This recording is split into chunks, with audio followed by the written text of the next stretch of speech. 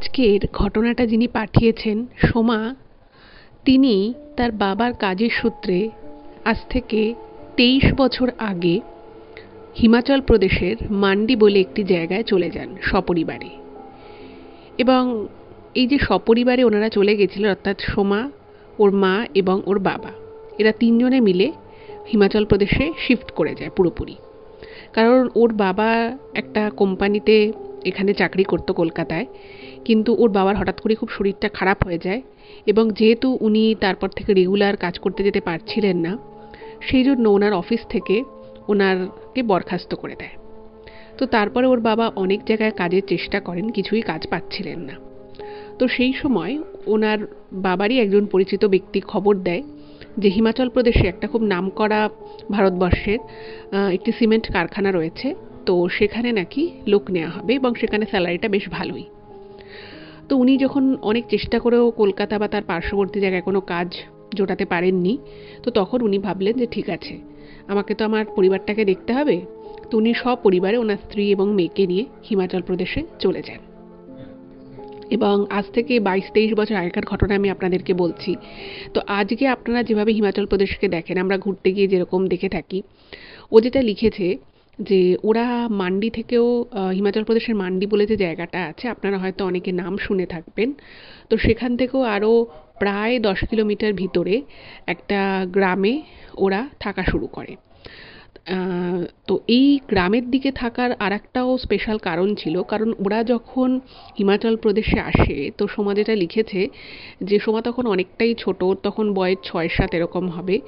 তো ওদের কাছে কিচ্ছু ছিল না, মানে যেটুকু টাকা পয়সা জমিয়েছিল ওর বাবা, উনি 1 বছর ধরে পুরো চাকরি ছাড়া বসেছিলেন। তো বাচ্চা ছিল, তো সেই 1 বছরে ওদের সমস্ত সঞ্চয় কিন্তু বেরিয়ে গেছিল। মানে যাকে বলে ওর বাবা মা খুব সামান্য কিছু টাকা বেঁচে যেটুকু ছিল সেটুকু নিয়েই ওনারা হিমাচল প্রদেশে চলে আসে। আর এটাও ও মেনশন করেছে ইমেলে যে ওদের যখন এতটা ফিনান্সিয়াল অবস্থা খারাপ হয়ে গেছিল যে মানে ওদের পক্ষে আর অন্য কোনো রাস্তা খোলাই ছিল না। আর ওদের দুই বাড়ির মানে ওর দাদু ঠাকুমার বাড়ি বা ওর দাদু দিদা কারোর বাড়িরই এমন অবস্থা ছিল না যে তারা ওদেরকে ফিনান্সিয়ালি হেল্প করবে। তো সেই জন্য ওরা চলে আসে এবং ওখানে এসে আপনারা হয়তো অনেকেই জানেন যে হিমাচল প্রদেশে অনেকগুলোই বেশ সিমেন্ট কারখানা আছে।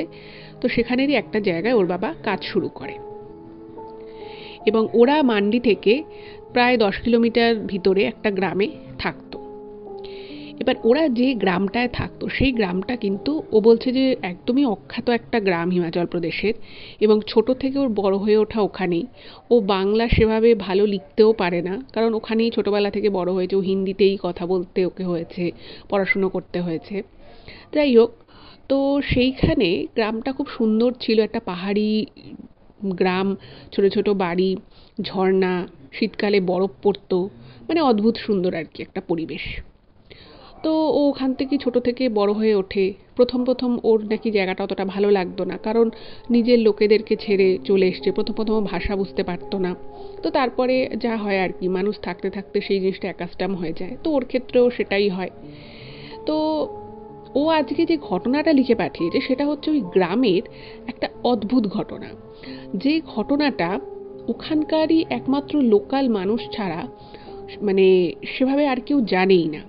হয়তো আপনারা কেউ যদি ওই গ্রামে কখনো ঘুরতে গিয়ে থাকেন বা ওখানকার লোকাল কারোর থেকে যদি শুনে থাকেন তাহলেই হয়তো আপনারা জানবেন। তো বউ লিখেছে যে এই ঘটনাটা বিশেষ কেউ জানে না, কারণ ওই গ্রামের কেউই মানে লোকজন এমনিতে খুব কমই ছিল। আর ওরা যে বাড়িটায় ভাড়া থাকতো সেই বাড়িটাও কিন্তু ওখানকার মানে ওর বাবা যেখানে কাজ করতো সেখানকারই একজন লোকাল লোক বলেছিল যে তুমি তো ফ্যামিলি নিয়ে এসেছো, তো তুমি ওই গ্রামে যেতে পারো, তুমি অল্প পয়সা ওখানে সুন্দর বাড়ি পেয়ে যাবে। তো ওরা ওখানেই, সেই জন্যই ওরা ওই জায়গাটায় থাকার জন্য আর কি ওদের ব্যবস্থা হয়। তো ওই গ্রামে একটা ফ্যামিলি ছিল। তো সেই ফ্যামিলিটা কতটা অভিশপ্ত ছিল, এবং সেই ফ্যামিলির মানে ওই গ্রামের লোকেরা মনে করে যে ওই ফ্যামিলির প্রত্যেকে ছিল মানে যাকে বলা হয় অপদেবতায় ভর করা টাইপের, এবং এতটাই ভয়ঙ্কর ছিল সেই বাড়ি এবং সেই বাড়ির মানুষজন, যে ওখানকার গ্রামের লোকজন পর্যন্ত ওই বাড়ির মানে কি বলবো চৌহদ্দির মধ্যে যেত না। এবং এই সত্যি ঘটনাটাই আজ আপনারা এই এপিসোডে শুনবেন। তো আমি সকলকে রিকোয়েস্ট করব কেউ কোথাও যাবেন না, প্রত্যেকে পুরো ঘটনাটা প্রথম থেকে শেষ অবধি শুনুন। আশা রাখছি আপনাদের ভীষণ ইন্টারেস্টিং লাগবে। এবং এরকম ছোট ছোট পাহাড়ি জনপদে, পাহাড়ি গ্রামে অনেক এরকম অজানা জিনিস ঘটে, এরকম অনেক কিছুই থাকে যেগুলো হয়তো আমরা শহরে বসে জানতেই পারি না। অথচ দেখুন, এই হিমাচল প্রদেশে প্রত্যেক বছর লক্ষ লক্ষ ট্যুরিস্ট আসে, কিন্তু সমাজ এটা লিখেছে যে এই গ্রামটাতে কোনো ট্যুরিস্ট আসে না। এবং গ্রামটা এখন একটু ডেভেলপড হয়েছে ঠিকই, কিন্তু খুব বিশাল কিছু যে ডিফারেন্স হয়েছে সেটা এখনও নয়। হয় আগের থেকে বাড়িঘরের সংখ্যা বেড়েছে, কিন্তু ট্যুরিস্ট একদমই আসে না, যেহেতু একদমই অখ্যাত জায়গাটা।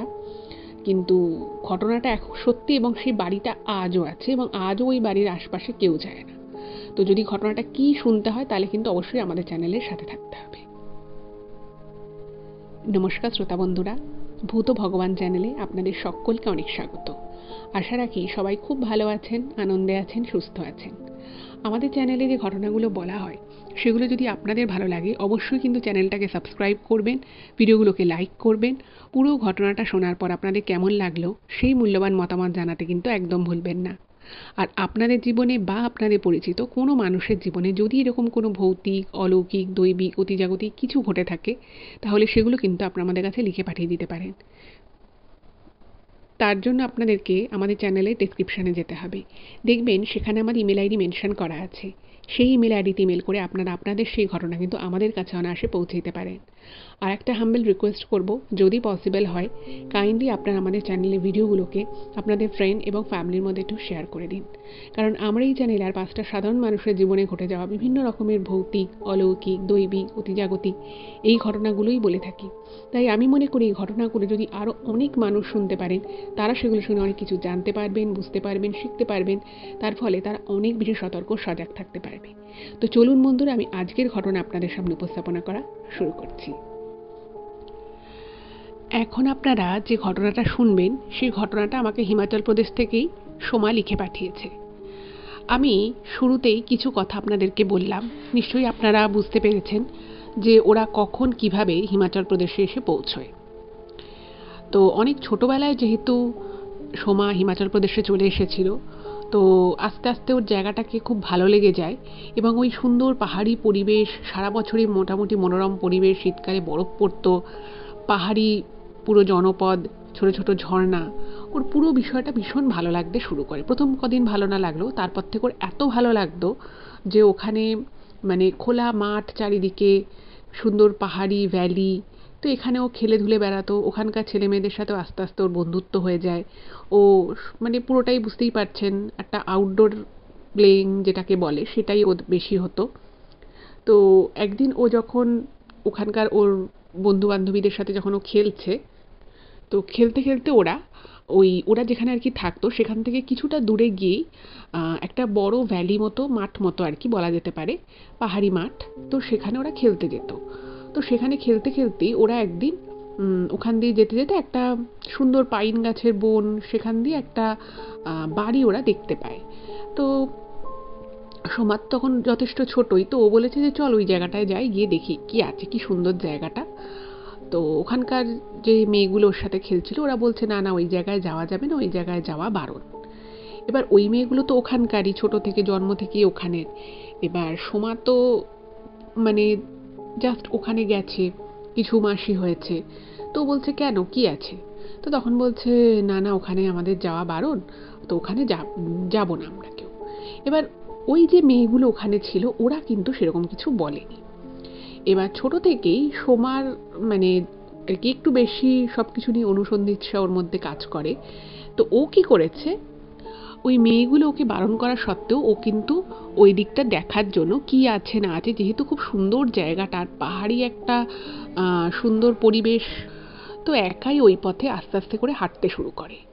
এবার ওদের দলে একটা মেয়ে একটু বয়সে বড় ছিল, তো সে ওকে যথারীতি বারণ করেছে, কিন্তু সোমা শোনেনি। এইবারে সোমা যখন মোটামুটি ওই দিকে পা চালিয়ে যাওয়া শুরু করেছে, ও না দেখছে যে জায়গাটায় মানে পাহাড়ের যে গ্রামের যে বাড়িগুলো হয় সেগুলো ছোট হতে পারে, কাঠের বাড়ি, কিন্তু খুব মেনটেন থাকে। কিন্তু ও দেখছে যে বাড়িটার আশপাশে প্রচুর আগাছা হয়ে গেছে, মানে বাড়িটায় যে কেউ থাকে না সেটা বোঝা যাচ্ছে। এবং ও যখন মোটামুটি কাছাকাছি চলে এসেছে সেই সময় ও হঠাৎ করেই খেয়াল করে পিছন থেকে কেউ ওর ঘাড়ের উপরে হাত রেখেছে। এবং ও যে মুহূর্তে ঘুরে তাকায় দেখে যে একজন ভদ্রমহিলা। তো সে ওকে মানে ওর মুখটা চেপে ধরে ওকে ঘাড় ধরে ওখান থেকে বার করে নিচ্ছে। এবার ও না পুরো বিষয়টা খুব ভয় পেয়ে গেছে।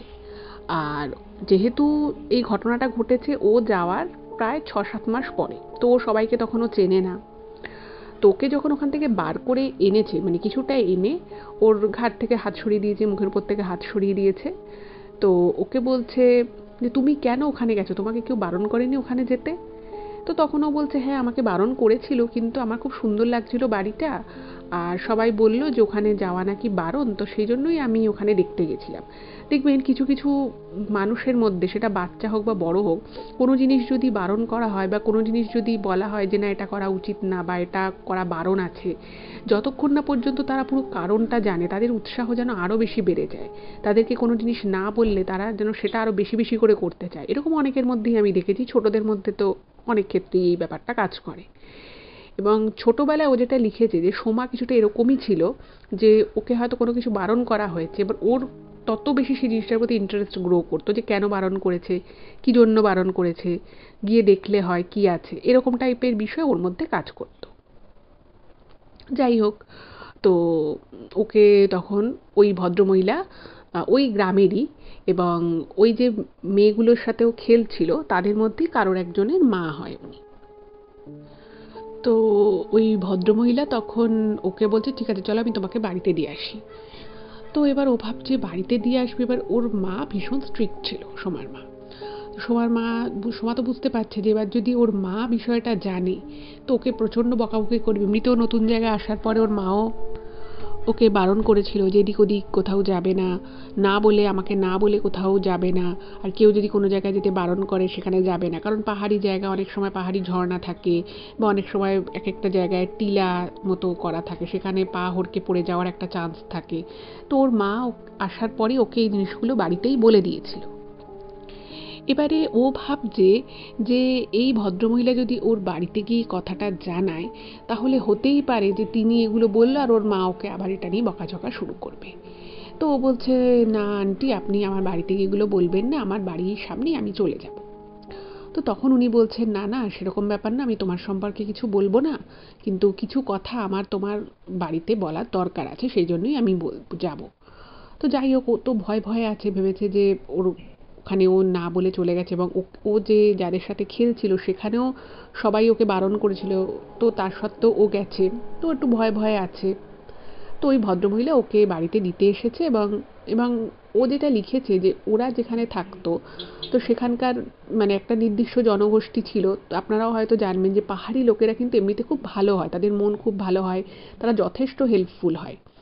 এবং যেহেতু একটা ওরা সম্পূর্ণ অন্য জায়গা থেকে ওখানে এসে থাকছে, তো ওদেরকে প্রথম প্রথম মানে ইনিশিয়াল ডেজে ওদেরকে সবাই খুব হেল্প করতো। আর ওদের নিজস্ব অনেক পুজো পার্বণ হতো যেগুলো হয়তো স্পেশালি পাহাড়ি কালচারেই হয়, তো সব কিছুতে ওদের ইনভাইট করতো, ওদেরকে খাবার দিত। তো ওদের সাথে ওখানকার লোকাল মানুষদের খুব ভালো একটা সম্পর্ক ছিল। যাই হোক, তো ওর ওই ভদ্রমহিলা যখন ওকে বাড়িতে দিতে এসেছে তো ওর মা বলছে হ্যাঁ বসুন, আমি চা করছি, একটু চা খেয়ে যান।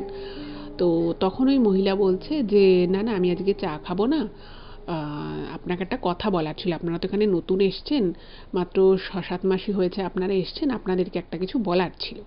তখন ওর মা বলছে হ্যাঁ বলুন। আচ্ছা এখানে একটা জিনিস বলে রাখি, পাহাড়ি জায়গার মানুষজন কিন্তু এমনিতে খুবই ভালো হয়। তো ও যেটা লিখেছে যে ওরা যেমন ভালো হয় তেমনি খুব ডিসিপ্লিনডও হয়। মানে আপনি ধরুন ওদের ওখানে থাকতে গেলেন, আপনি অনেক রাত অবধি হই হুল্লোড় করছেন, অ্যাটলিস্ট আগে যেটা ছিল ও যেটা লিখেছে যে খুব রাত অবধি হই হুল্লোড় করা, হ্যাঁ খুব বেশি জোরে জোরে গান বাজানো কোনো অকেশান ছাড়া, এইগুলো না ওরা একদম পছন্দ করে না। মানে ওরা ওদের মতো করে যদি ওদের নিয়মকানুন মেনে যদি কেউ ওদের কমিউনিটিতে থাকতে পারে তাহলে সে খুবই ভালো থাকবে, ওরা প্রচণ্ড হেল্প করবে, কোনো বিপদে আপদে সবসময় ওদেরকে পাশে পাওয়া যাবে। কিন্তু ওদের যে ডিসিপ্লিনগুলো আছে সেগুলোর বাইরে বেরিয়ে আপনি যদি কিছু করেন ওটা কিন্তু সেটা খুব একটা পছন্দ করে না। এবার ওর মাও একটু ঘাবড়ে গেছে, নতুন জায়গা, যদি এখানকার লোকজন কোনো কিছুতে অবজেকশন দেয়, তো কোথাও ওর মা বুঝতে পারে যে মেয়ে হয়তো নিশ্চয়ই এমন কিছু করেছে যার জন্যই ভদ্রমহিলা এসেছে। তো ওর মা বলছে যে ও কি কোনো ভুল করেছে, ও যদি কোনো ভুল করে থাকে আপনি বলতে পারেন, আমি ওকে নিশ্চয়ই শাসন করব।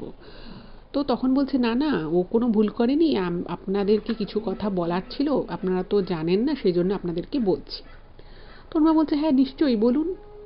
তো তখন বলছে যে ওই দিকের যে মাঠটা রয়েছে যেখানে বাচ্চারা খেলে, ওখান থেকে মানে কিছুটা দূর গিয়ে, মানে ওয়েস্ট দিয়ে হাঁটতে হবে, পশ্চিম দিক থেকে হেঁটে ওখান থেকে একটা পাহাড়ি, ছোট্ট একটা পাহাড়ি জঙ্গল আছে। তো সেই ছোট্ট পাহাড়ি জঙ্গলের ওপারে রয়েছে একটা পরিত্যক্ত বাড়ি। তো তখন ওর মা বলছে আচ্ছা তাই, আমি তো জানি না, আমি তো এখন ওই দিকটা যাইনি, আমি দেখিনি।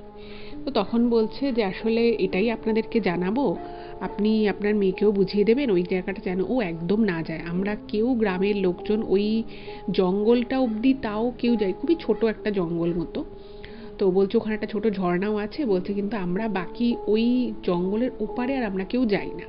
তো আপনারা বড়রাও কেউ যাবেন না, এবং আপনার মেয়েকেও বারণ করবেন ও যেন কখনো ওই দিকে না যায়। তো ওর মা বলছে হ্যাঁ নিশ্চয়ই আমি বারণ করবো, আপনি যখন বলছেন নিশ্চয়ই আমি বারণ করবো, এবং আমরা কেউ যাবও না। তো স্বাভাবিকভাবেই যখন মানুষ একটা এরকম কথা শোনে, তো তার পিছনে একটা কারণ জানার তো ইচ্ছে হয়। তো ওর মা বলছে যে আপনি যেটা বললেন সেটাই আমি করব, কিন্তু আপনি যেটা বলছেন এটা কি কোনো কারণ আছে? তো তখন বলছে যে হ্যাঁ আপনারা তো এখানে থাকছেন, আপনাদেরও আমার মনে হয় জানা উচিত, ওই যে বাড়িটা আছে, যে পরিত্যক্ত বাড়িটা, ওটা আজ ৪২ বছর ধরে পরিত্যক্ত অবস্থাতেই পড়ে আছে। মানে ঘটনাটা আমি বলছি আজ থেকে ২৩ বছর আগে। তো সেই সময় দাঁড়িয়ে ওই বাড়িটা ৪২ বছর ধরে ওরকমই পড়েছিল। এইবারে আপনাদেরও নিশ্চয়ই মনে হচ্ছে যে একটা বাড়ি ৪২ বছর ধরে কিভাবে পরিত্যক্ত অবস্থায় পড়ে থাকতে পারে। তো বিষয় যেটা সেটা হচ্ছে, উনি তখন বলেন যে ওই বাড়িটা ৪২ বছর ধরে ওইভাবে পড়ে আছে কারণ ওই বাড়িটা এবং বাড়ির পুরো মানে চৌহদ্দিটা যাকে বলে, পুরো মানে বাড়িটাকে কেন্দ্র করে ওখানে তো কেউ যায় না, কারণ পুরো জায়গাটাই হচ্ছে একদম মানে হন্টেড, এটা মনে করে ওখানকার গ্রামের স্থানীয় লোকেরা। তো ওর মা তো শুনে বলছে যে তো পাহাড়ি মানুষেরা ওটাকে একটা নির্দিষ্ট শব্দ করে ব্যবহার করে, একটা নির্দিষ্ট টার্ম আছে, ও সেই টার্মটা এখানে ইউজ করেছে। আবার ও এটাও বলেছে যে ওইটা হচ্ছে ওখানকার যে যে আর কি লোকাল যারা, তারা ওই টার্মটা ইউজ করে, এবং ওই টার্মটা আবার কাউকে কোনো খারাপ কথা বলতে বা মোদ্দা কথা কাউকে যদি গালিগালাজ করা হয় তাহলেও অনেক সময় ওই টার্মটা ইউজ করা হয়। তো সেই জন্য আমি ওই কথাটা উচ্চারণ করছি না এখানে। তো ওটা মনে করে যে ওই বাড়িটা তো পুরো ভৌতিক কার্যকলাপ রীতিমতো হয়, এবং প্রচণ্ড শক্তিশালী ভৌতিক কার্যকলাপ হয়, এবং ওই বাড়িতে যারা যারা থাকতো তারা প্রত্যেকেই কিন্তু পজেসড ছিল, মানে প্রত্যেকের ভিতরেই কোনো ভয়ঙ্কর আত্মা ভর করেছিল। এবং সেইটা হতে হতেই কিন্তু পুরো পরিবারটা একটা সময় শেষ হয়ে যায়, এবং ওই বাড়িতে যারা যখনই গেছে মানে শেষের দিকে বিশেষত, তারা কিন্তু কেউ আর প্রাণে বাঁচতে পারেনি। তারা হয়তো ওই বাড়িতে কোনো কারণে গেছিল, হয়তো চট করে বেরিয়েও এসেছে, কিন্তু পরে তাদের মৃত্যুই ঘটেছে, এবং সেই মৃত্যুগুলো অদ্ভুত রকমভাবে মৃত্যু হয়েছিল তাদের। তো তারপর থেকেই গ্রামে আস্তে আস্তে রটে যায় যে ওইখানে যাওয়া যাবে না, এবং ইভেন ওই বাড়ির আশপাশ থেকে ছোট ছোট প্রাণী পর্যন্ত মৃত অবস্থায় পাওয়া গেছিল। তারপর থেকে ওটা পুরোরকমভাবে পরিত্যক্ত অবস্থায় পড়ে রয়েছে, এবং ও যেটা জানিয়েছে আজও ওই বাড়িটা ওইভাবেই ওই গ্রামের ওইখানে ওইভাবে জঙ্গলের মধ্যে পড়ে আছে, কেউ ধারে কাছে যায় না। তো ওর মা তো এটা শুনে খুব ভয় পেয়ে গেছে, কারণ উনি কলকাতা বা পার্শ্ববর্তী এলাকায় এত বছর ছিলেন, কখনো এরকম কিছু শোনেননি। কিন্তু এখানে এসে নতুন জায়গা, সেখানে থাকছে, সব কিছুই ভালো চলছে, ৭-৮ মাস হয়ে গেছে ওনারা এসেছে। তারপরে হঠাৎ করে একদিন যখন এরকম একটা ভয়ঙ্কর বাড়ির কথা, একটা ভয়ঙ্কর জায়গার কথা, যেটা ওদের বাড়ি থেকে খুব বেশি দূরে নয়, এটা শুনে ওনার খুব ভয় লেগে গেছে। তো তখন ওই ভদ্রমহিলা বলছে, না না আপনি ভয় পাবেন না, ভয় পাওয়ার কিছু নেই, আমরা তো এই গ্রামে বহু বছর থেকেই আছি, আর আপনাদেরকে যেটা বললাম এই বাড়িটাও নতুন কিছু নয়, 42 বছর থেকে বাড়িটা এভাবেই পড়ে রয়েছে। তো তখন ওর মা বলছে যে কেন, কি হয়েছিল, মানে আপনি কি কিছু জানেন? তো তখন বলছে, আপনি যদি শুনতে চান তাহলে আমি আপনাকে বলছি। তখন বলছে, হ্যাঁ আপনি দয়া করে বলুন, কেন বাড়িটা এরকম হয়ে গেল, মানে একটা পুরো পরিবার কি করে এরকম ভয়ঙ্কর আত্মার কবলে পড়লো এবং পুরো পরিবারটা শেষ হয়ে গেল, এবং আজও ওই বাড়ির আশেপাশে কেউ যাচ্ছে না ওখানে, মানে খুবই ভয়ঙ্কর এক শক্তির বলয় করে রেখেছে ওই বাড়ি এবং তার বাড়ির আশপাশটাকে। তো তখন ওই ভদ্রমহিলা বলছে যে ওই বাড়িতে মানে একটা সময় একটা নর্মাল বাড়ি যেরকম হয় সেরকমই ছিল, মা বাবা এবং ভদ্রলোক যে ছিল তার বাবা মা এবং ওই যে দম্পতি থাকতো, এরা কিন্তু সবাই ওখানকার লোকাল, মানে একদম পাহাড়ি লোক ছিল। তো ওই ওদের নাকি দুটো যমজ মেয়ে হয় এবং যে মেয়ে দুটো যমজ হয়েছিল তাদেরকে দেখতে কিন্তু একদম আইডেন্টিক্যাল, একই দেখতে দুটো মেয়েকে। তো আর 5টা পরিবারের মতোই ওরাও ছিল, কিন্তু পরিবারটা খুব গরিব ছিল, মানে ভীষণই গরিব। আর যে গ্রামের কথা আমি এখন আপনাদেরকে বলছি সেই গ্রামের বেশিরভাগ লোকজনের পেশাই হচ্ছে চাষবাস, এবং সেই চাষবাসটাও খুব সিজনাল, কারণ শীতকালে যথেষ্ট বরফ পড়ে ওই জায়গাটায়, আগে তো আরও বেশি পড়তো, তখন তার গ্লোবাল ওয়ার্মিংয়ের এতটা এফেক্ট ছিল না। তো যা মোটামুটি চাষবাস করা সব কিছু কিন্তু ওই অক্টোবর মাসে প্রথম অবধি, তারপরে এত বেশি ঠান্ডা বেড়ে যেত সেখানে আর কিছু হতো না, আবার যবে বরফ টরফ গলে যেত ততক্ষণ অবধি। এবং ওই গ্রামের বেশিরভাগ মানুষই কিন্তু একেবারে যাকে বলে নিম্নবিত্ত বলা যেতে পারে, তো ওরাও সেরকমই প্রচণ্ড গরিব ছিল, আর ওদের খুব বেশি জমি জায়গাও ছিল না। তো এভাবে কোনো রকমে টেনে টুনে ওদের মানে দিন চলতো। তো হঠাৎ করে একদিন যেটা হলো, ওই বাড়ির যে ভদ্রলোক ছিলেন, ভদ্রলোক বলতে আমি যেটা বোঝাচ্ছি যে মানে স্বামী স্ত্রী ছিলেন, তো তো তার যে শ্বশুর শাশুড়ি ছিল, তাই শ্বশুর মশাই হঠাৎই একদিন মানে উনি জাস্ট বিকেলবেলা বেরিয়েছিলেন, এবং গ্রামের মানুষেরা না কিন্তু এখনও অবধিও ওরা কিন্তু খুব ভোর ভোর ঘুম থেকে ওঠে এবং 8টার মধ্যে ওরা রাতের বেলা শুয়ে পড়ে, এটাই হচ্ছে ওদের রুটিন। তো উনি বিকেলবেলা বেরিয়েছিলেন জাস্ট একটু আসছি বলে বাড়ি থেকে, তারপর থেকে উনি মানে নিখোঁজ হয়ে যান, ওনাকে আর পাওয়া যায় না। এবার 1 দিন যায়, 2 দিন যায়, 3 দিন যায়। এবার গ্রাম তো খুবই ছোট, ওখানে গুটি কয়েকটা পরিবারই বাস করতো এবং ছোট্ট গ্রাম বুঝতেই পারছেন, সবাই সবাইকে চেনে। এবার সবাই ভাবছে যে কি হলো। এবার পাহাড়ি জায়গায় কি হয়, অনেক সময় ধস নামে, অনেক সময় পা হড়কে, বিশেষত বয়স্ক মানুষ হলে পড়ে যাওয়ার একটা বিশাল চান্স থাকে পাহাড়ি খাদে। তো লোকাল লোকেরা সব জায়গা খোঁজ খবর করে ফেলে আশেপাশে, কোথাও কিন্তু ওনাকে জীবিত বা মৃত কোনো অবস্থাতেই পাওয়া যায় না। যাই হোক, তো সবাই ধরে নিল, যখন 10 দিন হয়ে গেল তখন ধরে নিল নিশ্চয়ই উনি কোথাও স্বেচ্ছায় চলে গেছেন, অথবা কোথাও হয়তো উনি দুর্ঘটনাগ্রস্ত অবস্থায় রয়েছে। অনেক খোঁজ খবর করা হলো, পুলিশকেও যাকে সেই সময় প্রশাসনকেও জানানো হয়েছিল, কিন্তু কোথাও ওনার কোনো খোঁজ পাওয়া গেল না। এইভাবে কিন্তু 2 মাস কেটে গেল। 2.5তম মাস যখন হলো, সেই সময় হঠাৎই একদিন সকালবেলা ওই লোকটা ফিরে এলো।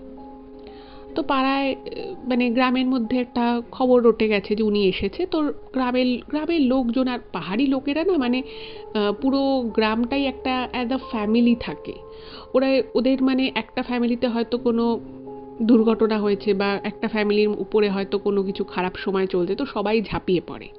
আর আমি যে বললাম পাহাড়ি মানুষদের কিন্তু একটা নিজস্ব রীতিনীতি আছে, তারা কিন্তু নিজেদের মতো করে চলে, তাদের নিজস্ব একটা সংস্কার আছে। তো গ্রামের অন্যান্য লোকেরাও তার বাড়িতে গেছে জিজ্ঞেস করতে যে কি হয়েছিল, উনি হঠাৎ করে না বলে কোথায় চলে গেলেন। এবারে ওনার সাথে যখন মানে গ্রামের লোকেরা দেখা করতে আসে, তো সবাই না ওনাকে দেখে খুব হতভম্ব হয়ে যায়। এই 2.5 মাসে পাহাড়ি ভদ্রলোক, যথেষ্ট ফর্সা লম্বা চওড়া, সেই লোকটা কীরকম রোগা হয়ে গেছে, চুলগুলো খোঁচা খোঁচা হয়ে গেছে, গায়ের চামড়া কুঁচকে গেছে, কালো হয়ে গেছে অনেক, মানে অদ্ভুত রকমের একটা তার পরিবর্তন। এবং ভদ্রলোক বাড়ির 1-2 জন সদস্যকে ছাড়া কাউকেই চিনতে পারছে না। তো ওনাকে জিজ্ঞেস করা হচ্ছে যে সে কোথাও পড়ে ঠরে গেছিলো কিনা, কারণ ওখানে পাহাড়ি গুহা আছে, খাদ আছে, কোথাও পড়ে যাওয়ার চান্সেস থাকতেই পারে। কারণ এখন তাও অনেক লাইটপত্রের ব্যবস্থা আছে, কিন্তু আজ থেকে আমি অনেক বছর আগেকার ঘটনা বলছি, তো তখন তো এত লাইটপত্র ছিল না। তো সবাই ভেবেছে হয়তো উনি হারিয়ে গেছিলেন বা কিছু একটা এরকম ঘটেছে। কিন্তু ওনাকে যতই জিজ্ঞেস করা হচ্ছে না কেন, বাড়ির লোক জিজ্ঞেস করছে, গ্রামের লোক জিজ্ঞেস করছে, উনি কিছু বলতে পারছে না। এবং উনি মুখ দিয়ে অদ্ভুত রকমের কিছু আওয়াজ বের করছে। উনি শুধু নিজের স্ত্রীকে চিনতে পারছেন আর ওনার নিজের ছেলেকে। যাই হোক, তো ওনাকে খাবার খেতে দেওয়া হয়েছে, তো উনি কিছুই খাচ্ছেন না। কিন্তু হঠাৎ করেই মানে গ্রামের সেই সময় কিছু লোক ওনার ঘরেই ছিল, উনি কাঁচা জিনিসপত্র খাওয়া শুরু করেন, মানে কাঁচা সবজি খেয়ে নিচ্ছে, মানে কিছু ডিম রাখা ছিল, কাঁচা ডিম খেয়ে নিচ্ছে একদম শেল সমেত। তো এটা দেখে সবাই মানে একটু চমকে যায় যে কি হলো লোকটার, এভাবে কাঁচা সবজি খেয়ে নিচ্ছে, এবং যে সবজি কাঁচা একেবারেই খায় না সেরকম সবজি উনি খেয়ে নিচ্ছেন, কাঁচা ডিম সাদা শেল সমেত উনি খেয়ে নিচ্ছেন। তো গ্রামের লোকেরা এবং ওনার বাড়ির লোকেরাও বুঝতে পেরে গেছে যে এনার মধ্যে কিছু একটা সমস্যা হচ্ছে। যাই হোক, তো সবাই ভাবলো যে নিশ্চয়ই ওনার কোনো মানসিক সমস্যা হচ্ছে। তো ও যেটা লিখেছে সোমা, যে ওখানকার লোকেরা মানে ও যখন থাকতো তখনও দেখেছে ওখানকার লোকেরা না কেউ ডাক্তার দেখাতো না, মানে সে যার যে অসুখই হোক না কেন ওদের ওখানে একজন মানে ওষুধ বানায় বাড়িতে, তো সবাই তার থেকেই ওষুধ নেয়, এবং যে ওষুধ বানায় পরম্পরায় তার বাড়ির মানে তার বাবা বানাতো, আবার তিনি আবার তার বাবার থেকে শিখেছে, আবার উনি আবার তার বাবার থেকে শিখেছে, মানে এভাবে বংশানুক্রমে তার বাড়িতেই সবাই যেত, এবং সে পাহাড়ি ভেষজ পাতা, গাছের ছাল, মানে ফুল, এগুলো দিয়ে ওষুধ বানাতো। তো তার ওখানে গেছে এবং গিয়ে একটা ওষুধ নিয়ে এসেছে, এবং সে বলছে যে এরকম ওষুধ তো আমি কখনো বানাইনি, বুঝতে পারছি না আমি ওনার কি সমস্যা হয়েছে, আমি তাও একটা ওষুধ দিচ্ছি। তো ওষুধটা নিয়ে গেছে, এবার সেই ওষুধ উনি খাবে না। যাই হোক, তো ওনাকে জোর করা হচ্ছে খাওয়ানোর জন্য, যাতে মানুষটাকে তো সুস্থ করতে হবে। তো ওনার স্ত্রী যখন ওই মানে তখন ওই লোকটি হচ্ছে বয়স হবে কত হবে, খুব বেশিও নয়, ওই 50-51 এরকম বয়স হবে। তো ওনাকে যখন খাওয়াতে গেছে উনি প্রচণ্ড রেগে গেছে, যেখানে উনি খুব শান্তশিষ্ট একজন মানুষ ছিলেন, পরিবারের সকলের সাথে উনি খুব হাসি মুখে ভালোভাবে কথা বলতেন, উনি প্রচণ্ড রেগে যান। এবং রেগে গিয়ে উনি কী করেন, ওনার স্ত্রী যেহেতু হাতে করে ওই জিনিসটা খাওয়াতে এসেছিল, ওনার স্ত্রীর হাতে কামড়ে দেন। ঠিক আছে, এবার ওনার স্ত্রীর হাতে যখন কামড়ে দিয়েছে, ওনার স্ত্রী তো মানে খুব চমকে গেছে, যেটা আবার কীরকম বিহেভিয়ার, মানে যে মানুষটা একেবারেই এরকম মানে খুবই শান্তশিষ্ট মানুষ, আর ওষুধ খাওয়াতে যাচ্ছে, সে ওষুধ না খেয়ে তাকে কামড়ে দেবে, এটা তো খুব একটা স্বাভাবিক বিষয়, এটা প্রথম মানে কেউই মেনে নিতে পারে না। তো ওনার ক্ষেত্রেও তাই হলো। এবার যেটা ঘটলো, ওই যে ওখানে কামড়ে দিল, এত জোরে কামড়েছে উনি ওনার হাতে, ওনার নিজের স্ত্রীর হাতেই, যে হাত থেকে গল গল করে রক্ত পড়ছে। যাই হোক, তো সেই রক্ত মুছে একটা কাপড়, পরিষ্কার কাপড় চাপা দেওয়া হয়েছে। এবং অদ্ভুত বিষয় হচ্ছে যে ওই যে কামড়ে দিল হাতে, তার পরের দিন মানে ভাবা হলো যে ঠিক আছে পরের দিন গিয়ে ওই যে আর কি গ্রামে ওষুধ দেয় তার থেকে কোনো ভেষজ ওষুধ লাগিয়ে ওই কামড়ানো জায়গাটা বেশ বেশ কিছুটা জায়গা সেখানে লাগানো হবে। তো যেহেতু গ্রামের লোকেরা মানে গ্রামে 7টা মানে পুরো ঘুটঘুটে অন্ধকার, বেশ ভালো রাত, তো ঘটনাটা ঘটেছে বিকেল নাগাদ। তো ভাবলো যে সকালে গিয়ে ওনার থেকে ওষুধ নিয়ে আসা হবে। এবার সকাল যখন হয়েছে তখন দেখছে যে মানে উনি উঠতে পারছে না, যার হাতে আর কি কামড়েছে ওই ভদ্রমহিলা উঠতে পারছে না। তো কি হয়েছে না, সকালবেলা যখন ওনার হাতটা সবাই দেখছে, সবাই না মানে কিরকম একটা চমকে গেছে। সেটা হচ্ছে ওনার যে হাতে ওনার বর কামড়ে দিয়েছিল, সেই হাতটা পুরো ফুলে গেছে, এবং শুধু ফুলে গেছে তাই নয়, পুরো কালো হয়ে গেছে। ঠিক আছে, এবং যখনই ঘটনাটা ঘটে তখন কিন্তু ওই ওনাদের ছেলে যে ছিল, ছেলের বা তার আমি বললাম যে তার 2 যমজ মেয়ে হয়েছিল, তারাও কিন্তু মোটামুটি ওই 5-6 বছর বয়স ওই যমজ মেয়ে দুটোর। তো বাড়ির সবাই না খুব ভয় পেয়ে যায় যে একটা হাতে কামড় দিয়েছে, তাতে রক্ত বেরিয়ে গেছে, সেটাও ঠিক আছে, সেটা তাও স্বাভাবিকভাবে মেনে নেওয়া যেতে পারে যে ওভাবে কামড়ালে হাত থেকে রক্ত বেরিয়ে যেতে পারে। কিন্তু রাতারাতি মানে কয়েক ঘন্টার মধ্যে সে হাত ফুলে ঢোল হয়ে গেছে এবং পুরো কালো হয়ে গেছে, মানে মনে হচ্ছে যেন পচে গেছে হাতটা, এইরকম। তো সঙ্গে সঙ্গে ওনার ছেলে আর কি দৌড়ে সেই যে ওষুধ দেয়, ভেষজ ওষুধ যে গ্রামের দেয়, তাকে ডেকে নিয়ে এসে বলছে যে আমি আপনাকে এভাবে বোঝাতে পারবো না, আপনি আমার সাথে চলুন। তো সেও এসেছে। সে যখন এসে ওনার হাত দেখছে, উনি হতভম্ব হয়েছে। উনি বলছে যে হাতের কি অবস্থা হয়েছে। তো তখন যখন বললো যে এরকম ওষুধ খাওয়াতে যা মানে ওনার থেকেই তো ওষুধটা আনা হয়েছিল, তো ওষুধ খাওয়ানোর চেষ্টা করা হয়েছিল এবং সেই ওষুধ তো ওনাকে খাওয়ানোই যায়নি, উল্টে উনি হাতে কামড়ে দিয়েছিলেন এবং কামড়ে দেওয়ার পরে রাতারাতি এরকম হাতের অবস্থা হয়ে গেছে। উনি বলছেন এই হাত আমি কি করে ওষুধ দিয়ে ঠিক করবি, হাতে তো পচন ধরে গেছে। এবং সবাই অবাক হয়ে যায় যে এক রাতের ভিতরে কয়েক ঘন্টায় কি করে একটা মানুষ আর একটা মানুষকে ভাবে হাতে কামড়ে দিলে পরের দিন এভাবে হাত পচে যেতে পারে। আপনাদেরও নিশ্চয়ই শুনে খুব অদ্ভুত লাগছে। সত্যি এটা অদ্ভুত এবং খুবই ভয়ঙ্কর একটা বিষয়। এবং আলটিমেটলি যেটা হলো, ওনাকে কিন্তু বাঁচানো গেল না। ওনার হাত পচে গিয়ে সারা শরীরে বিষক্রিয়া হয়ে যায় এবং উনি মারা যান। এই ঘটনায় কিন্তু গ্রামের লোকেরা বেশ অবাক হয়ে যায় এবং প্রত্যেকের মনেই একটা ভয় এসে যায়। এবং ভয়ের থেকেও বড় যে বিষয়টা সবার মনে আসে, একটা প্রশ্ন, যে কেনই বা ভদ্রলোক তার স্ত্রীকে কামড়ে দিলেন এবং এক রাতে সেই কামড়ে কি করেই বা তার হাতটা পুরো পচে গেল। এই ঘটনায় বাড়ির লোকজন তো খুবই মূর্ছে পড়ে, কারণ তারা হঠাৎ করে তাদের মাকে হারিয়ে ফেলল। এবার এই ঘটনার পরের একটা মাস ওই লোকটা কিন্তু চুপচাপ থাকতো। মানে ওনাকে দেখে মনে হতো যে উনি খুবই অনুতপ্ত। ওনাকে বহুবার জিজ্ঞেস করা হয়েছে যে উনি কেন এরকম করলেন, কিন্তু যাই হোক উনি কোনো প্রশ্নেরই কোনো সঠিক উত্তর দিতে পারেননি। এটা একটা গেল। এবার এক মাস পরে হঠাৎ করেই একদিন, মানে উনি কি করতেন, ওনার স্ত্রী মারা যাওয়ার পথে, যেহেতু উনি কামড়ে দিয়েছিলেন এবং তার জন্য ওনার স্ত্রী মারা গেছিলেন, উনি বেশিরভাগ সময় মানে ঠান্ডার সময়, রাতের বেলা, যখনই হতো, দিনে রাতে, সবসময় উনি বেশিরভাগ সময়টা আর কি বাড়ির বাইরে থাকতেন। তো একদিন উনি ওরকম বাড়ির বাইরে রয়েছেন এবং ওনাদেরই গ্রামের একটা লোক ওই বাড়িটার পাশ দিয়ে যাচ্ছিল এবং সে হঠাৎ করে দেখে যে ওই লোকটা মাটির মধ্যে লুটোপুটি খাচ্ছে এবং কিরকম একটা খিচুনি খিচুনি মতো হচ্ছে লোকটার। তো উনি তো ওখান দিয়ে যাচ্ছিল এবং সেই সময় কিন্তু ওই বাচ্চা মেয়ে দুটো বাড়িতে ছিল, আর বাচ্চা মেয়ে দুটোর যে মা অর্থাৎ ওনার ছেলের বউ, সে বাড়িতে ছিল। তারা ঘরের ভিতরে কোনো কাজ করছিল। তো সে এসব দেখে ঘরে এসছে এবং এসে বাকিদেরকেও ডেকেছে। তারাও দেখছে যে তার রীতিমতো মানে লোকটা শরীর খারাপ লাগছে। তো বউটা কি করেছে, তার শ্বশুরমশাইকে ভিতরে ঘরে ঢুকিয়ে একটা ওনার যে বিছানা ছিল সেখানে মানে অন্যের সাহায্য নিয়ে শুয়ে দিয়েছে। এবং সেই দিন থেকে ওনার মুখের ভিতর থেকে অদ্ভুত রকমের নাকি কিছু পোকা বেরিয়ে আসছিল, যেটা মানে দেখে স্বাভাবিকভাবেই যে কোনো মানুষ চমকে উঠবে। আর ওনার মেয়েরা তখন খুব একটা বড় নয়, ছোট ছোটই বলা যেতে পারে। তো উনি খুব চমকে যায় এবং এই কথা গ্রামের মধ্যে রটে যায় যে ওনার মুখ থেকে এরকম অদ্ভুত রকমের পোকা বেরোচ্ছে, যে পোকা আগে ওই গ্রামে দেখাই যায়নি।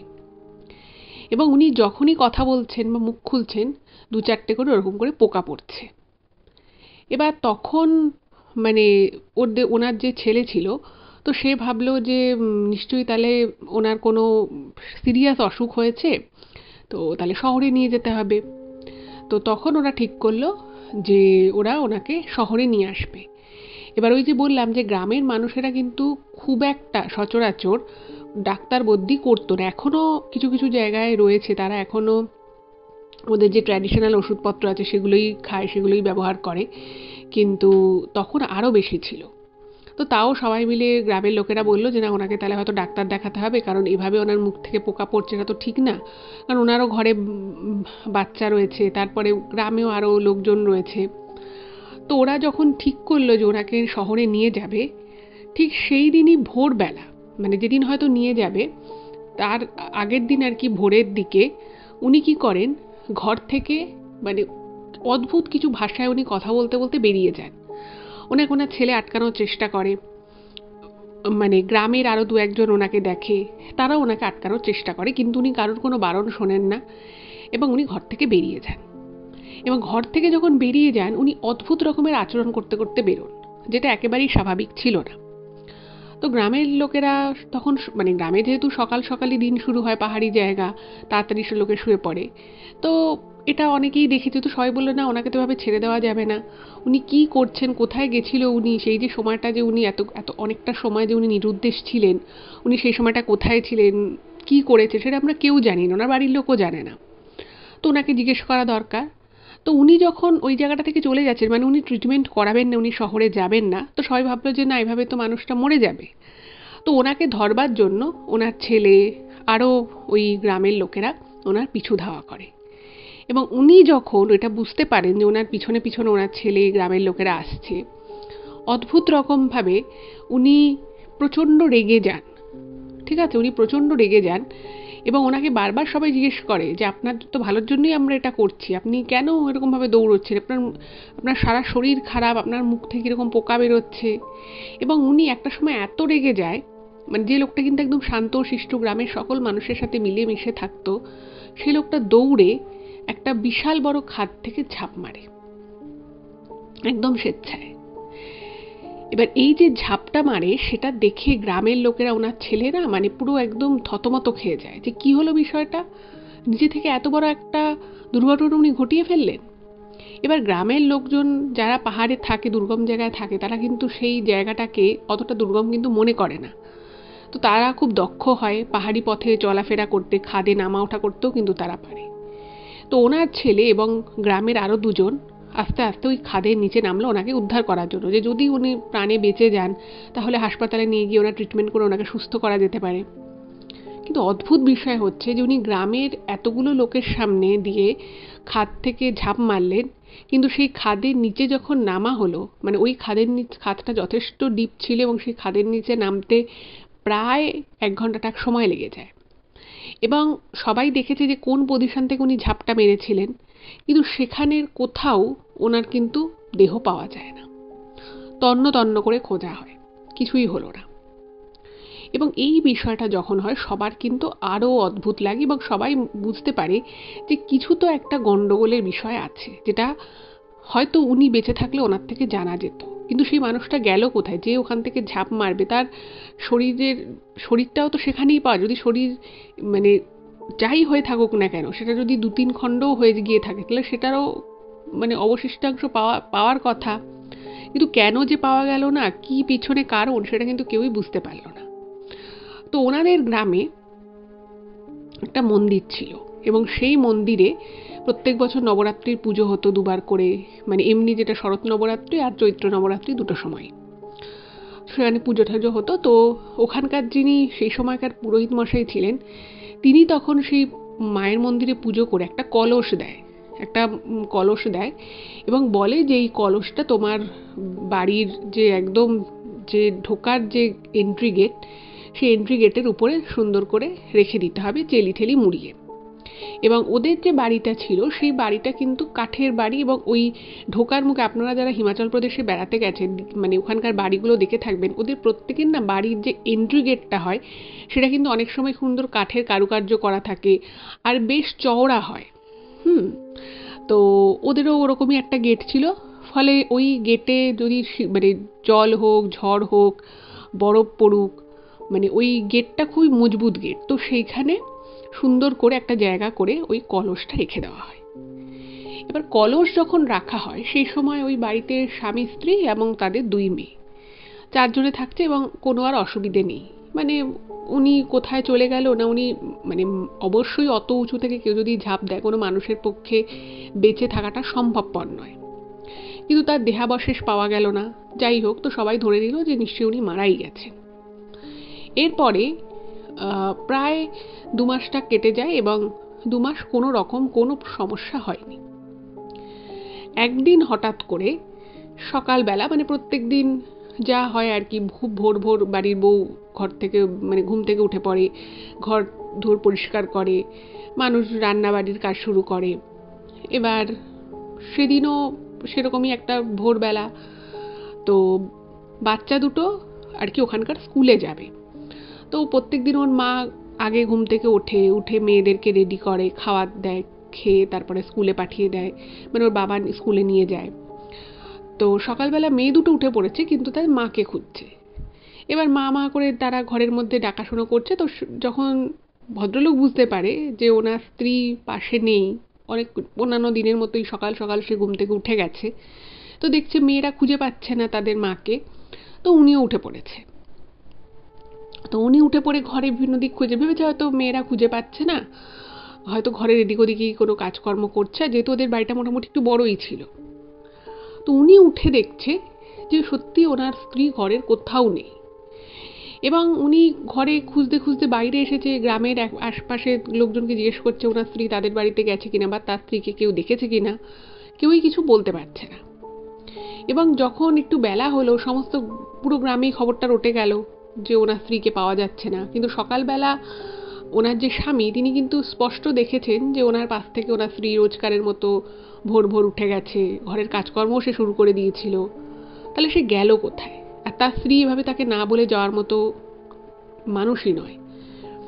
মানে বেলা গড়িয়ে গেল, সন্ধে অবধি হয়ে গেল, কিন্তু ওনার স্ত্রীর কোনো খোঁজ খবর পাওয়া গেল না। বাপের বাড়িতে খবর যোগাযোগ করা হলো, খবর পাঠানো হলো, সেখান থেকেও কোনো আশানুরূপ কোনো খবর এলো না। তারা বলল না, আমাদের কাছে তো আসেনি। এবং সন্ধ্যের পরে ওই ভদ্রলোকের একটা কিছু সন্দেহ হয়। তো উনি যখন সেই মুখ্য দ্বার যে বাড়ির, সেখানে যখন গিয়ে দেখছে যে কলসটা ঠিক আছে কিনা, উনি দেখেন যে কলসটা যেখানে উনি রেখেছিলেন সেখানে কলসটা নেই। এবং উনি ওই কলসটা রাখার পরে মানে প্রথম 1.5 মাস প্রত্যেক দিন দুবেলা করে উনি কলসটা ঠিক আছে কিনা উনি দেখতেন। এবং আস্তে আস্তে ভরসা চলে এসেছিল, মনে হয়েছিল যে হ্যাঁ, এবার ওনাদের সংসারে আর কোনো বাজে উপদ্রব আসবে না। তো ওই জন্য উনি রোজ যে কলসকে দেখা সেটা উনি বন্ধ করে দিয়েছিলেন। এবং তারপরে এই ঘটনাটা ঘটলো। উনি তন্ন তন্ন করে সেই কলস খুঁজলেন, পাওয়া গেল না। গ্রামের সেই মন্দিরের ঠাকুরমশাইয়ের কাছে খবর গেল। উনি বললেন, এ তো অলক্ষণে কাণ্ড। মানে ওরাও কিন্তু, আমরা যেমন অনেক কিছু মানি, ওরাও কিন্তু মানে আমাদের থেকেও অনেক বেশি কিছু পাহাড়ি মানুষেরা মানে। উনি বলছেন যে এটা খুব খারাপ কিছু হয়েছে, এটা নিয়ে কোনো সন্দেহ নেই। তুমি যত তাড়াতাড়ি পারো তোমার স্ত্রীকে খোঁজার চেষ্টা করো। স্ত্রীকে প্রচুর জায়গায় খোঁজা হলো, কিন্তু উনি একদম নিরুদ্দেশ হয়ে গেলেন। ওনার কোথাও কোনো খোঁজ খবর পাওয়া গেল না। এদিকে বাড়িতে 2টো মেয়ে, ওরকমই 6-7টা হবে বয়স, আর বাবা। এবার গ্রামের লোকেদের মনে না একটা অদ্ভুত ভীতি আস্তে আস্তে সৃষ্টি হতে থাকলো যে এই পরিবারটার সাথে হচ্ছেটা কি। তো প্রথম প্রথম গ্রামের লোকেরা ওদের বাড়িতে আসা যাওয়া করতো। এবং মেয়ে দুটো কিন্তু আছে, এখানে মেয়ে দুটোর কথা বলে রাখি, মেয়ে দুটো কিন্তু খুব ভালো মেয়ে ছিল, হাসি খুশি, পাড়ার লোকেদের সাথে মিষ্টি মুখে কথা বলা। 2টো বাচ্চা মেয়ে যেরকম হতে পারে, ওই 5-7 বছরের মেয়েরা যেরকম হয় ঠিক একদম সেরকম, খুবই লাইভ, অ্যাক্টিভ, খুব সুন্দর দেখতে 2টো মেয়েকে। এবং 2টো মেয়ে একই, একদম যমজ, তো একদম আইডেন্টিক্যাল টুইন্স, তো খুবই সুন্দর আর কি। এবার অনেক সময় ওদের গ্রামের লোকেরা মেয়ে দুটোর জন্য খুব মন খারাপ করতো, তো সবাই খাবার দাবার পাঠাতো মেয়ে দুটোর যাতে খেয়ে পড়ে থাকতে পারে, কারণ ওর বাবা কাজকর্ম করে।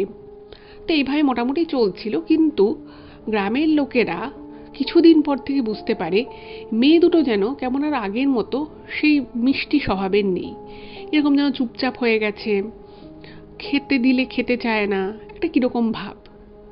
এবার দেখুন, যে বাচ্চা দুটো তার পরিবারে তার সব থেকে কাছের 3টে মানুষকে হারিয়ে ফেলে, এইভাবে হারিয়ে ফেলে, তো এটা খুব স্বাভাবিক যে তাদের মন মানসিকতার উপরেও তার একটা প্রভাব পড়বে, একটা কঠিন প্রভাব পড়বে বা পড়তে পারে। তো গ্রামের মানুষেরা প্রথমে সেটাই ভাবে। কিন্তু আস্তে আস্তে দেখা যায় মেয়ে দুটো কীরকম যেন খিটখিটে হতে থাকে, এবং তারা মানে লোকজন একদম পছন্দ করতো না। মানে হয়তো ওদের জন্য গ্রাম থেকে, গ্রামের কোনো বাড়ি থেকে কেউ হয়তো একটু খাবার করে নিয়ে এসেছে, ওদেরকে হয়তো খাবারটা দিয়েছে, বলেছে যে তোরা খা।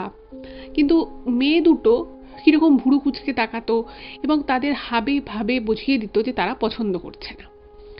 এবার ভদ্রলোককে, মানে মেয়ে দুটোর যে বাবা, তাকে জিজ্ঞেস করেছে যে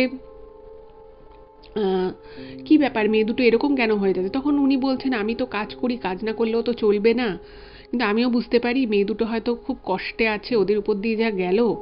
আর সব থেকে খারাপ হচ্ছে যে যে কোনো বাচ্চাই তার মায়ের উপরে সব থেকে বেশি ডিপেন্ডেন্ট হয়।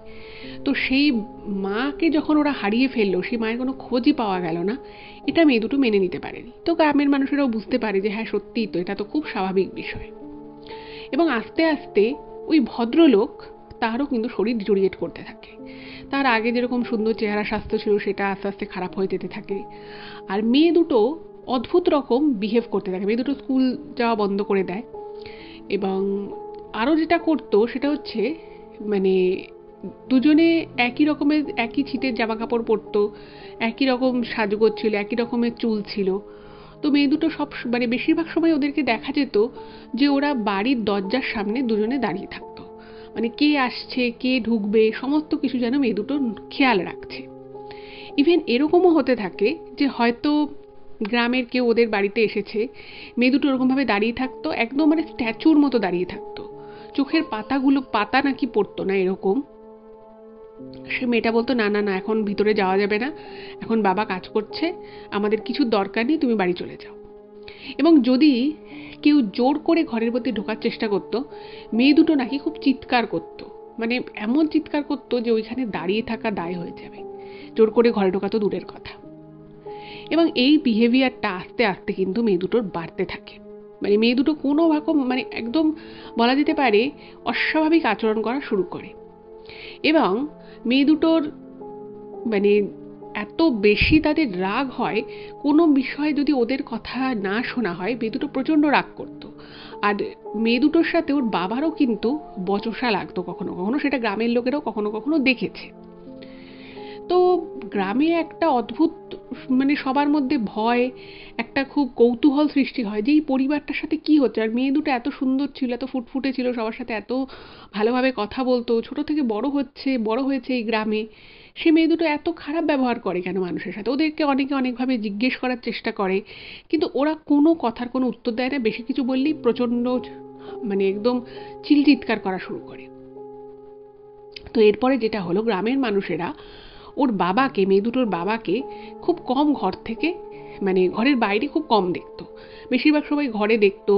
অর্ধেক দিন সে কাজকর্মও কিছু করতো না। তো সবাই একদিন জিজ্ঞেস করে যে কি ব্যাপার, তুমি এভাবে ঘরে থাকো কেন, কি সমস্যা তোমার? উনি কাউকে কিছু বলতো না, এবং ওনাকে দেখে বোঝা যেত উনি একদম খুব দুঃখে কষ্টে জর্জরিত রয়েছে। তো ওনাকে একদিন সবাই বলে যে তোমাদের চলছে কি করে, তুমি তো বাজার দোকান কিছু করো না, কি খাও? মেয়ে দুটো মেয়ে রয়েছে বাচ্চা বাচ্চা, তারাই বা কি খায়? তা তোমার মেয়েরা কাউকে ঢুকতেই বা দেয় না কেন ঘরে? তো উনি নাকি একদিন কেঁদে কেঁদে গ্রামের কয়েকজনের সামনে বলেছিলেন যে আমি জানি না আমার ঘরে কি হচ্ছে, আমার ঘরে আমার যেতেই ভালো লাগে না, আবার আমি যদি না যাই আমার মেয়েরা চিৎকার করা শুরু করে, এবং ওরা যদি ঘরে বসে চিৎকার করে আমি যেখানেই থাকি না কেন আমার কান দুটো ফেটে যায়, আমি বুঝতে পারি ওরা চিৎকার করছে, আমি ওদের চিৎকারের আওয়াজ আমি যত দূরে থাকি না কেন আমার কানে আসে, তো আমাকে ঘরে যেতে হয়। এবং ঘরে গিয়ে আমি দেখি যে আমি আর আমার দুই মেয়ে ছাড়াও ঘরে যেন আরও অনেকে আছে, এবং তারাই আমার ঘরের কোথায় কি থাকবে ঘরটাকে পুরো যেন দখল করে রেখেছে। আমার ঘরে যেতে একদম ভালো লাগে না, আমার ঘরের মধ্যে খুব অস্বস্তি হয়। এবার এই কথাগুলো উনি যখন গ্রামের লোকেদের বলে, গ্রামের লোকেরাও না এটা শুনে খুব অবাক হয়ে যায় যে আবার কি, এরকম আবার হয় নাকি? তখন বলছে যে আমি বুঝতে পারছি তুমি তোমার স্ত্রীকে তোমার বাবা মাকে হারিয়ে তুমি খুব দুঃখে আছো। তখন উনি বলছেন যে হ্যাঁ, আমি ওদেরকে হারিয়ে দুঃখে আছি এটা ঠিক কথা, কিন্তু তাই বলে সেই দুঃখ থেকে যে আমি কথাগুলো বলছি তা কিন্তু নয়। আমি সত্যি সত্যি আমার ঘরের মধ্যে এমন অনেক কিছু দেখতে পাই যেটা আমার দেখার কথা নয়। আমি এমন অনেক ভয়ঙ্কর ছায়া দেখি, দেখে আমি নিজেই আটকে উঠি। কিন্তু আরও আমার অদ্ভুত লাগে, উনি নিজে নাকি বলেছিলেন যে ওই ভয়ঙ্কর ছায়াদের সাথে আমার দুই মেয়ে খুব হেসে হেসে কথা বলে। ওরা এত ছোট, আমি একটা পূর্ণবয়স্ক মানুষ হয়ে আমি ভয় পাই ওরকম ছায়ামূর্তি ভয়ঙ্কর মুখ দেখে, কিন্তু আমার মেয়েরা ভয় পায় না। আমার মেয়েরা তার সাথে কথা বলে, তাদের সাথে খাবার ভাগাভাগি করে খায়। আমি বুঝতে পারি না কি হচ্ছে, উনি এরকম বলে। এবার এই কথাগুলো যখন গ্রামের মানুষের মধ্যে ছড়িয়ে যায় তারা না প্রচণ্ড আতঙ্কে চলে আসে, এবং তারা আস্তে আস্তে ভাবে যে এখানে কিছু একটা বিশাল গণ্ডগোল আছে, এই পরিবারের সাথে আমাদের বেশি কথাবার্তা না বলাই ভালো। তো উনি গ্রামের আর কি একজন মোড়ল টাইপের লোক, তো তিনি বলেন যে মানে দেখুন, কিছু মানুষ থাকবেই যারা খুব ছাপোষা মানুষ হয়, তারা কোনো ঝামেলা ঝঞ্ঝাটের মধ্যে ইচ্ছাকৃতভাবেই জড়াতে চায় না, যেটা খুবই স্বাভাবিক, তাদেরও ফ্যামিলি আছে। কিন্তু এই কথা যখন গ্রামের, মানে উনি সে অর্থে মোড়ল ছিলেন না, কিন্তু ওনাকে গ্রামের সবাই খুব মান্যউন্নি করতো। তো সেই ভদ্রলোক বলে যে আমি, মানে ওনার কানেও পুরো বিষয়টা যায়, তো উনি বলেন যে আমি একবার ওর ঘরে গিয়ে দেখব কি ব্যাপার আছে। তো উনি একদিন কি করে, উনি যান, গিয়ে উনি ওরকম গেটের সামনে যেই এসেছে, মেয়ে দুটো দেখছে ওরকম পুরো ঠায় দাঁড়িয়ে রয়েছে, ও মেয়ে দুটো ওনাকে ঘরে ঢুকতে দেবে না। যাই হোক, অনেক কষ্ট করে অনেক রকমের কথাবার্তা বলে বুঝিয়ে মেয়ে দুটো তো একদম যেতে দেবে না, তো উনি জোর করে ঘরের ভিতরে ঢোকেন। তো উনি একাই গেছিলেন। তো উনি ঘরের ভিতরে দেখেন যে ভদ্রলোক, মানে তখন শীতকাল, যথেষ্ট ঠান্ডা। তো ওই মেয়ে দুটোর যে বাবা, সে ভিতরের একটা ঘরে, অন্ধকার করা রয়েছে ঘরটা, ঘরের পর্দা টর্দা সমস্ত পড়া রয়েছে, পুরো ঘরটার মধ্যেই একটা বিদঘুটে গন্ধ, এবং ঘরের মধ্যে কাঁচা কিছু সবজি, কাঁচা ডিম, মাংস এগুলো রাখা রয়েছে, এবং খুবই অপরিষ্কার ঘর, ঠিক আছে। এবং মেয়ে দুটোর বাবা খাটের উপরে সামান্য কিছু কাপড় জড়িয়ে পড়ে রয়েছে, এবং ওনাকে দেখে বোঝা যাচ্ছে যে ওনার সারা শরীরে প্রচণ্ড জ্বালা যন্ত্রণা রয়েছে, সেটা কি কিসের জন্য কিছু বোঝা যায়নি। এবং ঘরের মধ্যে উনি নাকি ফিল করতে পেরেছিলেন যে সত্যি সত্যি যে ওই লোক, মানে ওই উনি ভদ্রলোক তো বলেছিলেন যে আমি আর আমার দুই মেয়ে ছাড়াও ঘরের মধ্যে আরও অনেক কিছু আছে, অনেক কিছু থাকে, আমি কখনো কখনো সেগুলো অনুভব করতে পারি। এই মোড়ল যিনি গেছিলেন ঘরে ওদের, তিনিও কিন্তু সেরকমই কিছু ফিল করেছিলেন। এবং সেখানকার পরিবেশটা এতটাই ভয়ঙ্কর ছিল, এতটাই ভারী ছিল, ওনার সারা শরীর, ওই মোড়ল মশাইয়ের সারা শরীরে নাকি এরকম জ্বালা অনুভব করতে থাকেন, এবং উনি দু চারটে কথা বলে ওখান থেকে বাধ্য হন বেরিয়ে আসতে। এবং আরও অদ্ভুত বিষয় হচ্ছে, উনি বেরিয়ে এলেন, বেরিয়ে আসার পরে গ্রামের কিছু মানুষদের সাথে ওনার দেখা হয়, এবং আমি এখন আপনাদের যেটুকু কথা বললাম উনি ঠিক সেটুকু কথাই বলেন। হয়তো ওনার আরও অনেক কিছু অভিজ্ঞতা হয়েছিল, বা হয়তো উনিও এমন কিছু ভয়ঙ্কর দেখেছিলেন যেটা দেখবে বলে উনি স্বপ্নেও হয়তো কল্পনা করতে পারেননি। কিন্তু উনি এটুকু কথাই বলেন, এবং উনি বলেন যে আমার শরীরটা ভালো লাগছে না, আমি বাড়ি যাই। উনি বাড়ি চলে যান এবং উনি ঘুমিয়ে পড়েন। পরের দিন ওনার বাড়ির লোক যখন ওনাকে ডাকাডাকি করে মোড়ল মশাইকে, উনি কোনো সাড়া দেন না, এবং যখন এরকম বহুক্ষণ হয়ে যায়, যে বহুক্ষণ ধরে ওনাকে ডাকা হচ্ছে, ও সাড়া দিচ্ছেন না, তারপরে ওনাকে যখন ওখানকারই যে বললাম যে গ্রামের যিনি সবাইকে ভেষজ ওষুধ প্রচুর দিতেন, তাকে যখন ডেকে আনা হয়, তিনি এসে বলেন যে এই মানুষটার মধ্যে আর প্রাণ নেই, উনি মারা গেছেন। এবং সেটাও মারা গেছেন মধ্যরাতে, খুব, মানে তক্ষুনি মারা গেছেন তা কিন্তু নয়, অনেকক্ষণই হয়ে গেছে। এটা শুনে কিন্তু পুরো গ্রামের লোক, মানে ওনার বাড়ির লোক তো বটেই, তথা গ্রামের লোক পুরো শকড হয়ে যায়। কারণ ওই যে মোড়ল মশাই ছিল, উনি কিন্তু খুব শক্তপোক্ত মানুষ ছিলেন, এবং ওই বাড়ি থেকে আসার সময় যে গ্রামের যে লোকগুলোর সাথে উনি কথা বলেছিলেন, তাতে তখন ওনাকে দেখে কিন্তু বোঝা গেছিল যে উনি বিধ্বস্ত, এবং উনি যেটুকু বলেছেন সেটুকুই যে সম্পূর্ণ সত্য নয়, তার বাইরেও যে আরও কিছু থাকতে পারে, সেটা গ্রামের লোকেরা বুঝতে পেরেছিল। কিন্তু তখন যেহেতু ওনার শরীরটা খারাপ লাগছিল, তাই ওনাকে কেউ আর জোর করেনি। এবার গ্রামের ওখান থেকে দুজন, মোড়ল মশাইয়ের বাড়ির একজন এবং আরেকজন গ্রামের লোক, তারা ওই বাড়িতে যায়। তারা রেগে গেছে যে মেয়ে দুটো, লোকটা কি এমন হয়েছে, কি এমন ব্যাপার যে একটা সুস্থ সবল মানুষ এভাবে মারা গেল। তো সেখানে আবার দেখছি ওই মেয়ে দুটো ওভাবে দরজার সামনে দাঁড়িয়ে রয়েছে। তো সেই মেয়ে দুটো তো কিছুতেই যেতে দেবে না।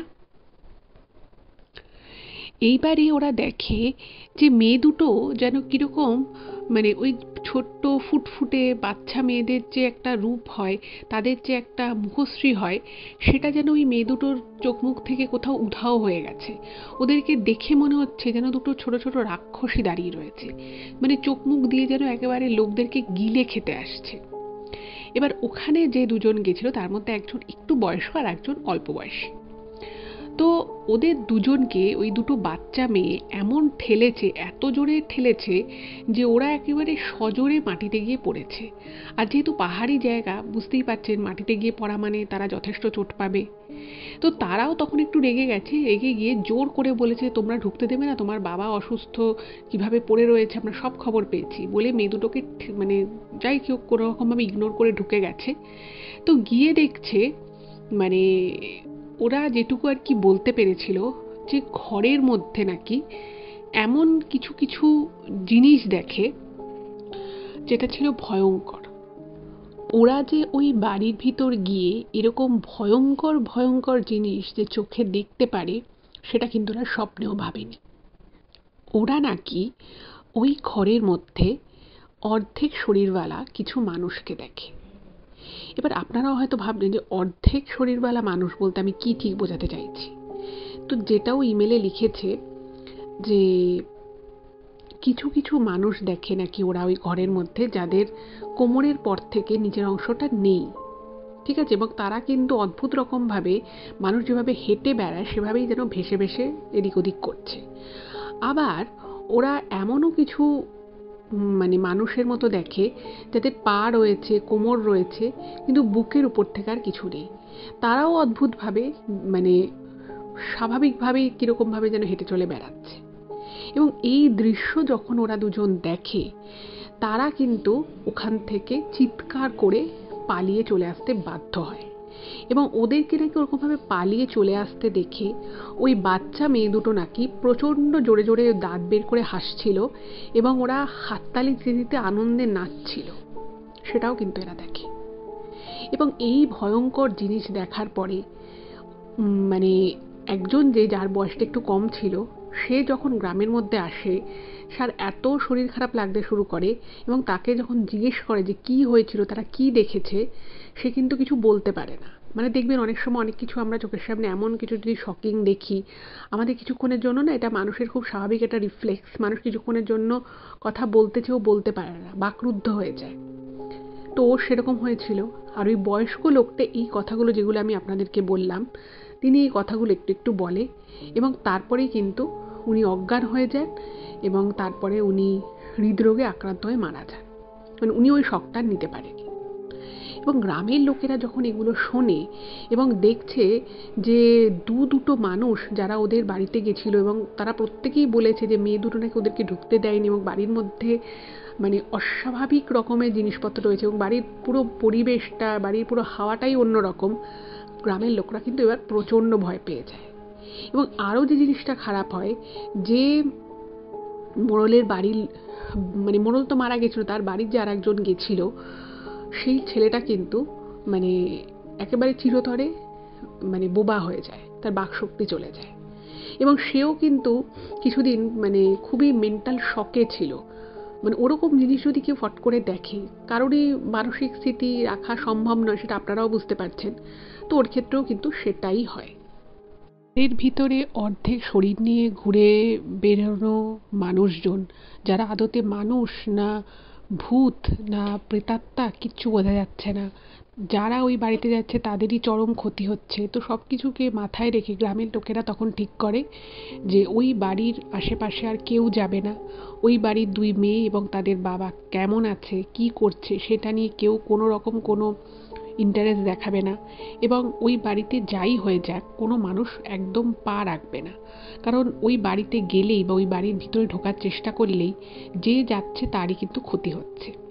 এবং এই কথা চিন্তা করতে করতে গ্রামের আরও একজন ওদের বাড়িতে যাওয়ার চেষ্টা করে এবং তার কিন্তু মানে হঠাৎ মানে কোনো কারণ ছাড়া হঠাৎ করেই তার দুই পা কিন্তু একদম পুড়ে কালো হয়ে যায় এবং সে মারা যায়নি, কিন্তু সে দীর্ঘদিন ধরে কিন্তু তাকে ভুগতে হয়েছিল সেই পা পুড়ে যাওয়া নিয়ে, কিন্তু তার কোনো আগুনে পা পুড়ে যায়নি, এটা হচ্ছে সব থেকে অদ্ভুত বিষয়। এবং সেই ব্যক্তিও কিন্তু অর্ধেক শরীরের মানুষকে হাওয়ার মতো ঘুরে বেড়াতে ওই বাড়ির মধ্যে দেখেছিল। তো সবাই বলে যে হ্যাঁ এটাই ঠিক, ওই বাড়ির সাথে আর গ্রামের কেউ কোনো রকম কোনো যোগাযোগ রাখবে না। তো এভাবেই মোটামুটি চলতো এবং ওই দুটো মেয়ে আস্তে আস্তে ওইভাবেই বড় হতে থাকে এবং তারপর থেকে খুব কম সময়ই ওই মেয়ে দুটোর বাবাকে কিন্তু বাড়ির বাইরে দেখা যেত এবং যেটুকু যা সময়ও দেখা যেত সেটুকু সময় দেখে বোঝা যেত যে ওই ভদ্রলোক সম্পূর্ণ অস্বাভাবিক হয়ে গেছে, তিনি আর স্বাভাবিক অবস্থায় নেই। সে মাটি তুলে খেত, হাত দিয়ে পাথর ভাঙতো, মানে অস্বাভাবিক বিষয়। আর মেয়ে দুটো মানে ওখানকার হিমাচলের ওই গ্রামের পাহাড়ি মেয়েদের একটা নির্দিষ্ট ড্রেস আছে, তো ওই মেয়ে দুটো সেরকম কোনো স্বাভাবিক জামা কাপড় পরতো না, কীরকম যেন কাপড়ের ছিটকেই দলা করে গায়ের মধ্যে জড়িয়ে রেখে দিত এবং ওইভাবেই কিন্তু মেয়ে দুটো আস্তে আস্তে মানে আরও 3 বছর কেটে যায় এবং মেয়ে দুটো বড় হয়ে যায়। এবং ওই 3 বছরে মেয়ে দুটোর যত মানে স্বাভাবিক যতটা বৃদ্ধি বা গ্রোথ হওয়ার, তার থেকে একটু বেশি যেন মেয়ে দুটোকে বড় বড় লাগতো। কিন্তু গ্রামের লোকেরা ওই পরিবারটাকে প্রচণ্ড ভয় পেতে থাকে এবং তারা বুঝতে পারে যে ওদের মধ্যে কিছু একটা বিশাল গণ্ডগোল আছে। যাই হোক, রাত দুপুরে ওই বাড়ির থেকে অদ্ভুত রকমের চিৎকার চেঁচামেচির আওয়াজ, বহু মানুষের খ্যাচখ্যাচ করে হাসার আওয়াজ, কথা বলার আওয়াজ, এগুলো তো গ্রামের লোকেরা প্রায়শই শুনতো। একদিন ওরা সকালবেলা দেখতে পায় যে গ্রামের মধ্যে ওই মেয়ে দুটোর বাবা মৃত অবস্থায় পড়ে রয়েছে এবং তার মৃত্যু কখন হলো, কিভাবে হলো, কেউ জানে না।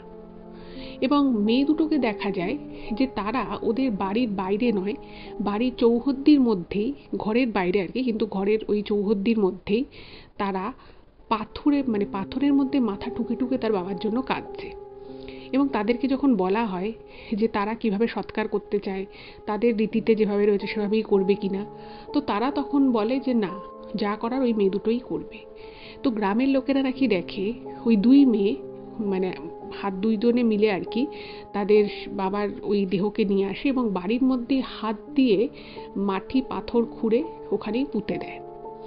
এবং গ্রামের মানুষজন অনেকে বারণ করার চেষ্টা করে, কিন্তু যেহেতু মেয়ে দুটো কথা শোনে না এবং ওদেরকে দেখে রীতিমতো সবাই কিন্তু খুব ভয় পেত, আর সবাই বুঝতে পারতো যে ওদের বাড়ির ভিতরে সত্যি কোনো মানে বিশেষ অলৌকিক শক্তি, যেটা একেবারেই মানে নেগেটিভ এনার্জি যেটাকে বলে, অলৌকিক বলার থেকেও নেগেটিভ বলাটা হয়তো বেটার হবে, সেরকম যে কিছু আছে সেটা সবাই বুঝতে পারতো। তো সেই জন্য গ্রামের লোকেরা বিশেষ কোনো আপত্তি করেনি। এবং বিভিন্ন সময়ে কোনো না কোনোভাবে যদি কোনো বাচ্চা কাচ্চা ওই বাড়ির সামনে চলে যেত, তাদেরকেও কিন্তু ওরকমভাবে চোখ রাঙিয়ে বিদঘুটের দৃষ্টিতে বিকৃতভাবে কিন্তু ওদেরকে তাড়িয়ে দিত এবং সেই বাচ্চাগুলো নাকি বাড়িতে এসে শরীর খারাপ হয়ে যেত। 4 দিন 5 দিন 10 দিন ধরে তাদের শরীর খারাপ থাকতো। তো তারপর থেকে ওই জায়গাটায় যাতে আগেই মানুষ আর যেতে না পারে, ওই যে আমি আপনাদেরকে ঘটনাটা শুরুর সময় বলেছিলাম যে একটা ছোট জঙ্গল, সেই জঙ্গলের পারে হচ্ছে ওই বাড়িটা, ওই জায়গাটা দিয়ে দীর্ঘদিন না যেতে যেতে ওই জায়গার সামনেটা জঙ্গল হয়ে যায়। এবং সেই জন্যই কিন্তু ওই ভদ্রমহিলা ওর বাড়িতে এসে ওর মাকে ঘটনাটা বলেছিল যে এই কারণের জন্য তারপর থেকে কিন্তু ওই বাড়ি, ওই এলাকাটা, পুরো জায়গাটা আমরা পরিত্যক্ত হিসেবেই রাখি, কেউ যায় না। তো এর বহু বছর পরে, মানে প্রায় 14-15 বছর পরে নাকি যেটা শোনা গেছিল যে ওই দুই মেয়ে হঠাৎই নিখোঁজ হয়ে যায় আর কি। ওই মেয়ে দুটোকে আর দেখা যায় না এবং গ্রামের কিছু মানুষজন মশাল ঠশাল জ্বালিয়ে পুরোহিতের থেকে মন্ত্রতন্ত্র নিয়ে শরীর বন্ধন করে নাকি তার একবার ঘরের ভিতরে ঢোকে, মানে পুরো ঘরের ভিতরেও তাও ঢুকতে পারেনি, কিন্তু মেয়ে দুটোকে কোথাও আর দেখা যায় না। সে মেয়ে দুটো কোথাও চলে গেছে, এটা কোথায় নিরুদ্দেশ হয়ে গেল সেটা কেউই জানে না। কিন্তু ওই বাড়ির ভিতরে আজও নাকি ওরকম অর্ধেক শরীরের কোনো ভয়ঙ্কর ছায়ামূর্তি দেখা যায়, ভয়ঙ্কর ভয়ঙ্কর আওয়াজ আসে।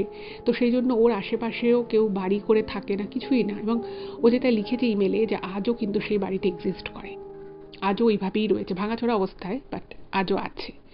তো এটাই ছিল ঘটনা। কেমন লাগলো অবশ্যই জানাবেন। আর আমার কিন্তু এই ধরনের পাহাড়ি জায়গার, অখ্যাত জায়গার ছোট ছোট ঘটনাগুলো খুব ভালো লাগে শুনতে। আশা করছি আপনাদেরও ভালো লেগেছে। আর যদি ভালো লাগে প্লিজ চ্যানেলটাকে সাবস্ক্রাইব করবে যদি সাবস্ক্রাইব এখনও না করে থাকেন। আর ভিডিওগুলো প্লিজ একটু ফেসবুক, হোয়াটসঅ্যাপে শেয়ার করে দিন। সকলে খুব ভালো থাকবেন। দেখা হবে আবার পরবর্তী এপিসোডে। নমস্কার।